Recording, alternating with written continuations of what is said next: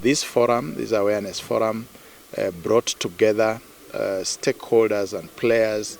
in the construction sector, the regulators like the National Construction Authority, researchers, university scholars, and universities were represented here, the Kenya Accreditation Service itself, certification bodies, inspection bodies, testing laboratories that all participate in issues related to accreditation. This forum was very, very important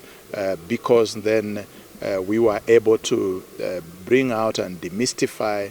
how accreditation can be used to be able to strengthen the construction sector, to have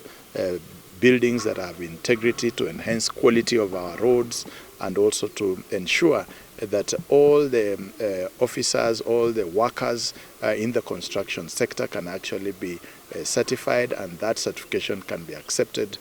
globally so that we improve the quality in that particular sector. We have had scenarios where quality of material that are used in the construction sector are compromised. We have had situations where perhaps the construction workers are not adequately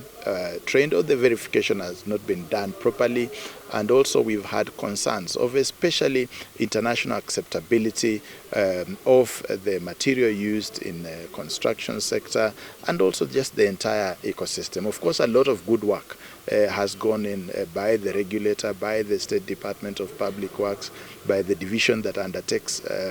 material testing. But this is now to improve quality in that particular sector. And therefore, accreditation is going to play a pivotal role because, as you are aware, accreditation uses the international framework and acceptable standards to be able to check for competence, to be able to ensure that equipment that are used to test the materials that go into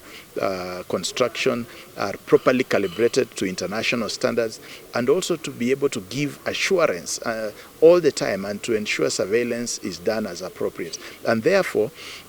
what accreditation is going to do is going to strengthen the role of the regulator and the role of the ministry responsible for construction to be able to use it so that then we reduce on such risks that have been there.